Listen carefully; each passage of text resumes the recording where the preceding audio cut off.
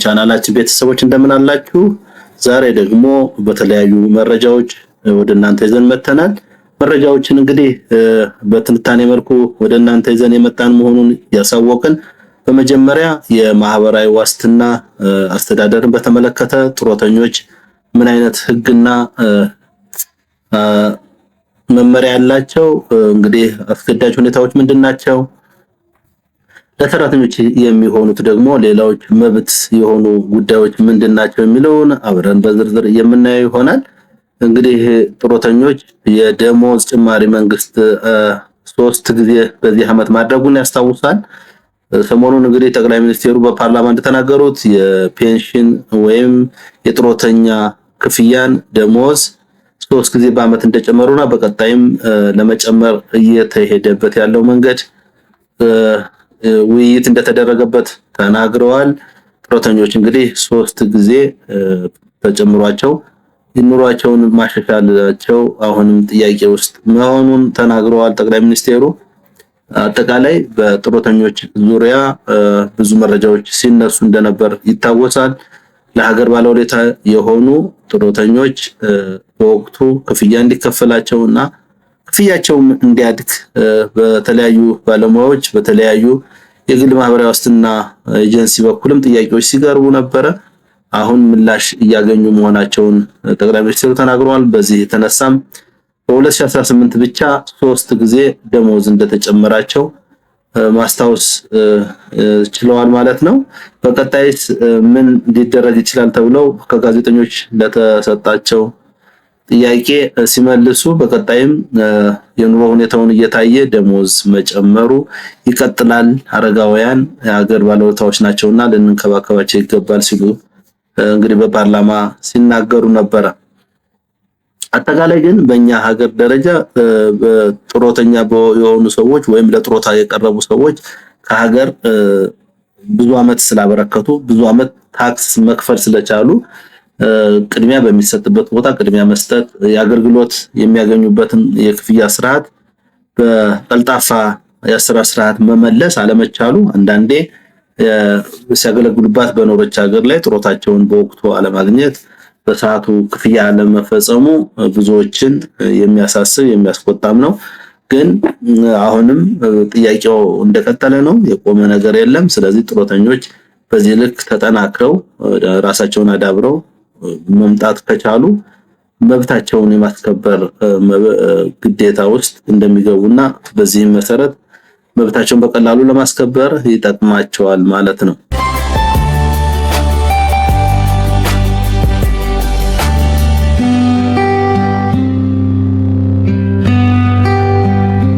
ወደ ሌላ መረጃ ስናሄድ እንግዲህ ከቤት ክራይ የሚገኝ ገቢ በምን መልኩ ነው የሚቀናነሰው፣ በምን መልኩ ነው የሚሰራው የሚለውን እንግዲህ የተፈቀዱ ወጪዎች አሉ። በቤት ክራይ በክራይና አከራይ መካከል የተፈቀዱ ወጪዎች አሉ፣ ገቢዎች አሉ። እነሱ ተቀናንሰው አንድ አከራይ በምን ያህል መንገድ ክራዩን ማግኘት ይችላል የሚለው አንድ የቤት አከራይ እንግዲህ ከአከራዩ ቤት ላይ በሚያገኘው ገቢ ላይ የሚታሰብ የግብር አይነት እንግዲህ የክራይ ግብር ይባላል። ይሄ ዓመታዊ የኪራይ ገቢ ግብር እንደማንኛውም ስታንዳርድ በስኬል መሰረት ከ0 እስከ 1000 እስከ 2000 ስኬሉ እንደ ደሞዝተኞች የክራይ ስኬልም ተመሳሳይ ነው። ስለዚህ ይሄ የክራይ ግብር የሚከፈልበት የክራይ ገቢው የአከራዩ ጠቅላላ ዓመታዊ የክራይ ገቢ ሲቀነስ ጠቅላላ ተቀናሹ እንግዲህ ግብር የሚከፈልበት የአንድ የቤት አከራይ ይሆናል ማለት ነው።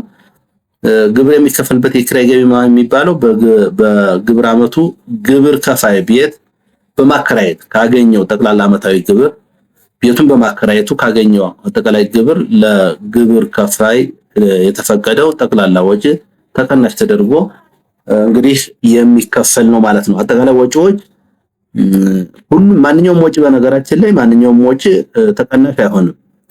በገቢዎች በኩል ወይም በተፈቀደለት ተቋም በኩል በመንግስት ተቋም ማለት ነው በእነሱ መረጋገጥ መቻል አለበት ማለት ነው። የሚቀነሱና የማይቀነሱ ወጪዎች ስላሉ ማለት ነው። ከዚህ አንፃር እንግዲህ ጠቅላላ ዓመታዊ ገቢ እንግዲህ የኪራይ ዋጋ ጭማሬን ወይም ተመሳሳይ ክፍያዎችን ጨምሮ በኪራይ ውል መሰረት ግብር ከፋዩ በየዓመቱ የሚያገኘውን ማንኛቸውም የገንዘብ መጠን ያሳውቃል። ከዚያ ውስጥ እንግዲህ ግብር ይከፍላል ማለት ነው። በኪራይ ውል መሰረት ተከራይ አከራዩን በመወከል በግብር ዓመቱ ለሌሎች የሚከፍላቸው ክፍያዎች ይኖራሉ።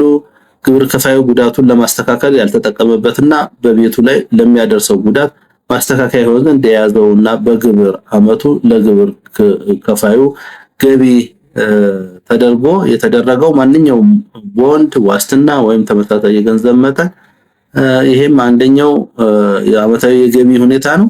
ለታክስ ከፋዩ የሚከፈለው ኪራይ በተጨማሪ በኪራይ ውል መሰረት ተከራዩ ራሱ ለቤቱ እድሳት ወይም ማሻሻያ የሚያወጣው ገንዘብ ቤቱ መታደስ አለበት። ክራይ ማከራየት ብቻ ሳይሆን ወጪዎች ይኖራሉ። ቤቱን ማስዋብ፣ መጠበቅ፣ ማደስ ግዴታ ውስጥ የሚከቱ ጉዳዮች ናቸው ማለት ነው። ከዚህ አንፃር እንግዲህ የቤት ክራይ ግብር በአግባቡ መሰራት አለበት ማለት ነው። ተቀናሽ የሚያደርጉ ወጪዎች አሉ። ለየት ያሉ ተቀናሽ የሚያደርጉ ወጪዎች እነማን ናቸው ነው? የመጀመሪያው ገቢን ለማግኘት ይወጣና በግብር ከፋዩ የተከፈለ አስፈላጊ የሆነ ወጪ። ለምሳሌ አስፈላጊ ወጪ ማለት ገቢውን ለማግኘት የምናወጣው ወጪ ነዳጅ እና ሌሎችም ሊሆን ይችላል፣ ወይም ደሞዝ ሊሆን ይችላል። ገቢውን ለማምጣት ስንል የምናወጣቸው ወጪዎች፣ ዋስትና ለመስጠትና ስራውን ለማስቀጠል የሚወጡ ወጪዎች፣ ዋስትና ለመስጠት ለስራችን እንዲሁም ስራውን ለማስቀጠል ቤቱ ያረፈበት ሌላኛው ማለት ነው። ቤቱ ያረፈበት ወይም የመኖሪያ ቤቱ በአንዴ የመብራት፣ የስልክ፣ የውሃ ቆጣሪ የሚጠቀሙ ከሆነ እነዚህን አጠቃላይ በአንዴ የሚጠቀሙ ከሆነ የወጣው ወጪ 75% በወጪነት ይያዛል። የመብራት፣ የውሃ፣ የስልክ አጠቃላይ ወጪዎች 75% በወጪነት ይያዛል። 25% ግን ከግብር ውስጥ ይካተትና ተቀናሽ ይሆናል ማለት ነው። እንግዲህ በዚህ ኮንቴክስት ሌላው በነፃ ወይም በኪራይ የያዘው ቤቱ እንግዲህ እሱም አንደኛው ሂደት ነው። በብድር ለተገኘ ወለድ ክፍያ ይሄም አንደኛው ተቀናሽ የሚያደርግ የወጪ አይነት ነው። ለኪራይ የሚያስገነባው ህንፃ ብድር የተወሰደበት ከሆነ የብድር ወለድ ወጪ እንደ ወጪ ይያዛል ማለት ነው።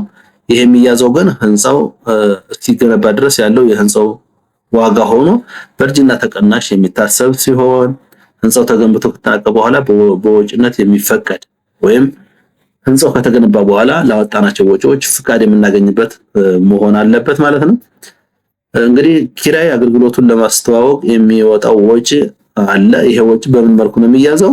አንደኛ በተለያዩ ዝግጅት ላይ የሚደረግ የማስታወቂያ ስራ ሲሰራ ነው። ከጠቅላላ ኪራይ ገቢው ውስጥ 3% ይፈቀዳል፣ ባልበለጠ ማለት ነው። 3% እንግዲህ ለማስታወቂያ ስራ ይፈቀዳል። ለመገናኛ ብዙሃን ወይም ለማስታወቂያ ድርጅትም እንደዚሁ የሚፈቀድ እንደ ወጪ የሚመዘገብ አለ።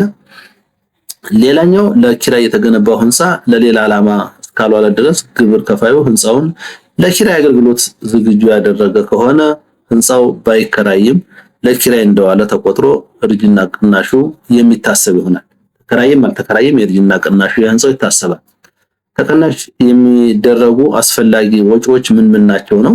ቤቱ ያረፈበት የመሬት ክራይ ወይም ሊዝ በጣም አስፈላጊ ተቀናሽ ነው። የጥገና ወጪ፣ የቤት ዕቃዎችና የመሳሰሉት ይሄ የእርጅና ተቀናሽ፣ የህንፃው የሙሉ የእርጅና ተቀናሽ፣ ወለድና የመድና አርቦን ታክስን ሳይጨምሩ ለመሬቱ ወይም ከተከራዩ ቤት ጋር በተገናኘ ግብር ከፋይ ለመንግስት ወይም ለከተማ አስተዳደሩ የተከፈሉ ክፍያዎች ካሉም እነዚህ ተቀናናሽ የሚያደርጉ አስፈላጊ ወጪዎች ማለት ነው።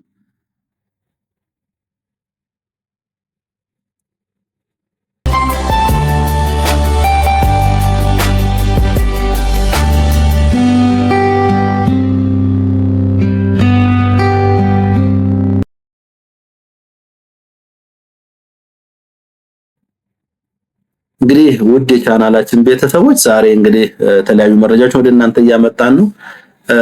እንግዲህ ግብሩን ለመስራት እንደምታዩት የኪራይ ገቢ ግብር ምጣኔ ያለው እንግዲህ እነዚህ ምጣኔዎች በአንድ ድርጅት ኪራይ ገቢ ላይ ተፈጻሚ የሚሆነው የግብር ምጣኔው 30% ሲሆን ነው የሚሆነው ማለት ነው። በግለሰቦች ላይ ተፈጻሚ የሚሆነው ግን እንደምታዩት በሰንጠረዥ የተቀመጠ ነው። ከ0 እስከ 24000 ብር ሲሆን ታክስ አይጣልበትም። ከ24000 ብር በላይ ግን ታክስ የሚጣል መሆኑን እዚህ ላይ ማየት ትችላላችሁ። እንግዲህ 15% አለ ከ24000 እስከ 48000 48000 እስከ 84000 20% ከ84000 እስከ 120000 25% ነው ታክሱ። ከ120000 እስከ 168000 30 ከ168000 በላይ ከሆነ 35% ተቀናሽ የኪራይ ግብር ምጣኔ በዚህ ይሰላል ማለት ነው።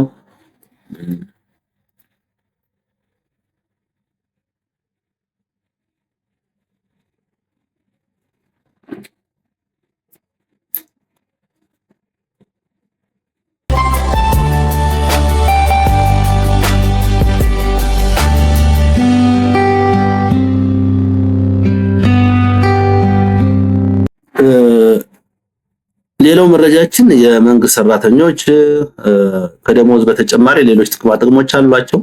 የትራንስፖርት ይኖራል፣ የውሃ፣ የቤት፣ የኃላፊነት አበሎች ወዘተ የሰራተኛው ጥቅማ ጥቅም ሊሆኑ የሚችሉ የክፍያ ስርዓቶች ናቸው። ደሞዝ በመሰረታዊነት ሁሌም የማይቀር የማይቆራረጥ የግዴታ ውዴታ ያለ ነው። ሌሎቹ ግን በአግሪመንት መሰረት የሚሰሩ አግሪመንት ሳይደረስ ሲቀር ደግሞ የሚቀሩ በአሰሪውም በሰሪውም በኩል ሊታዩ የሚችሉ ናቸው ማለት ነው። እንግዲህ ስለ አበል ስናወራ የትራንስፖርት አበል ምን ይመስላል? ምን ያህሉ ነው ከደሞዝ ጋር ሲሰላ ከታክስ ነፃ የሚሆነው? ከስንት በታች ነው ከታክስ ተደርጎ የሚሰራው? ከስንት በላይ ሲሆን ነው ነን ታክስ የሚሆነው የሚለውን እናየው ይሆናል። እንግዲህ አንድ ለትራንስፖርት ወጪ የሚያወጣው 25% ነው ተብሎ ይታሰባል። የደሞዙን 1/4 ማለት ነው። አንድ አካል በዚህ መልኩ ነው። ለምሳሌ የሰራተኛው ደሞዝ 14500 ቢሆን የዚህ 25% ስታባዙት 3625 ለነዳጅ እንዲከፈለው ህጉ ያዛል ማለት ነው። የደሞዛችሁን 25% ድረስ ለነዳጅ ወጪ የመመደብ ወይም ሊሰጥ ይገባል የሚል እንግዲህ ሳይንሳዊ ትንታኔ ያለው ነው። ከዚህ በመቀጠል የትራንስፖርት አበል እንዴት ነው የሚሰራ ነው። ትራንስፖርት አበል እስከ 2200 ብር ድረስ ነፃ ነው፣ ታክስ አይቆረጥበትም። ከ2200 በላይ ከሆነ ግን ይቀነስና ከ2200 ወደ 2200 ይቀነስና በሱ ልክ ያለው ነን ታክስ ስለሆነ ወይም ታክስ ስለማይከፈልበት ከዚያ በላይ የቀረችዋን ወደ ታክስ እንቀይራታለን ማለት ነው። በዚህም 3600 እንግዲህ ሲቀነስ እንደምታዩት ፍሌቱ በዚያ ልክ የሚመጣ ይሆናል። ያ ማለት 3600 ከ2200 ስንቀንስለት 1400 ማለት ነው። ከግብር ነፃ የሆነችዋ 2200 ነች። ግብር የሚሰላበት ግን 1400። ለምን? ለነዳጅ የተከፈለው 3625 ብር ስለሆነ ማለት ነው።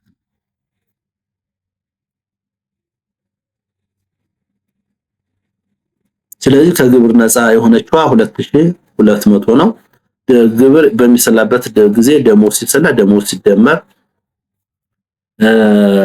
ከነፃ ከሆነችዋ የትራንስፖርት አበል 1400 አለች። 3 ጀምሯት 15900 የግሮዝ የአንድ ሰራተኛ ግሮዝ ሳላሪ ማለት ነው። ይሄንን ነው እንግዲህ ወደ ስሞል እና ማይክሮ ሀሳቡን በመቀየር ውጤታማ እንዲሆን ማድረግ ነው። እንግዲህ ከቅጥር የሚገኝ ገቢ የግብር ምጣኔ ሰንጠረዥ ቅድም እንዳልኳችሁ እስከ 35% ከዚህ እስከ 35% ይሰራል። ስለዚህ ሰራተኛው ግብር የሚሰላለት ደሞዝ ቅድም እንደነገርኳችሁ ሁለቱ ተደምረው ወራዊ ደሞዙና የትራንስፖርት አበሉ 2200 በነፃ ይሆናል። ከዚያ የተረፈችው ለምሳሌ በዚህ ኮንቴክስት 3600 አካባቢ ነበር። 2200 ሲቀነስለት 1400 አካባቢ ብር ሆኗል ማለት ነው። ይሄንን ግብር ታክስ ወደሚከፈልበት ወደ ደሞዝ ምጣኔ ይሄዳል ማለት ነው። በዚህ መሰረት የሰራተኛው ጥሮታ የሰራተኛው ደሞዝ በ7% ስታባዟት 1015 ብር ሆናለች።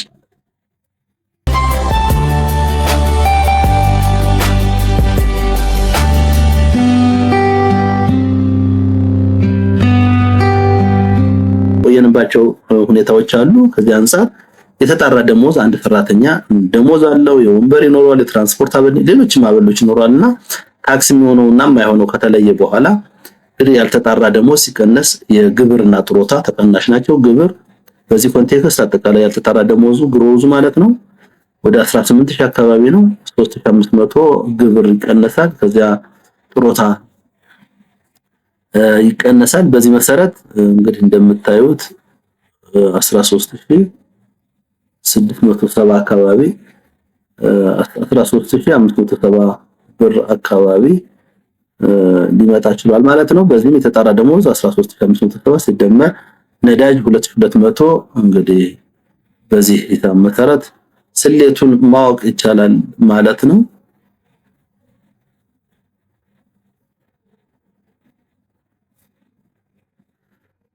እንግዲህ ዛሬ ብዙ ጉዳዮች ላይ አውርተናል። በግለሰብ ደረጃ ስለ ክራይ፣ አጠቃላይ ስለ ሰራተኛ ደሞዝ፣ የትራንስፖርት አበል አከፋፈል፣ የአጠቃላይ የቤቶች ልማት ምን ይመስላል የሚለውን ብዙ መረጃዎችን አንስተን ተወያየን።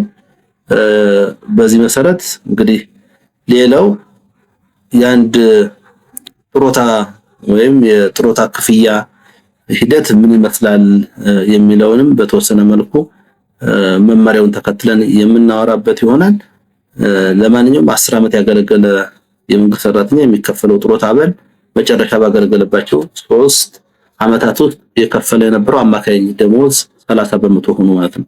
የዚያ ደሞዝ 30% ተከታታይ ከ10 ዓመት በላይ ከሆነ ደግሞ ሌላ አሰራር ስላለው በዚያ መሰረት እያየነው እንድንሄድ ብዬ ነው።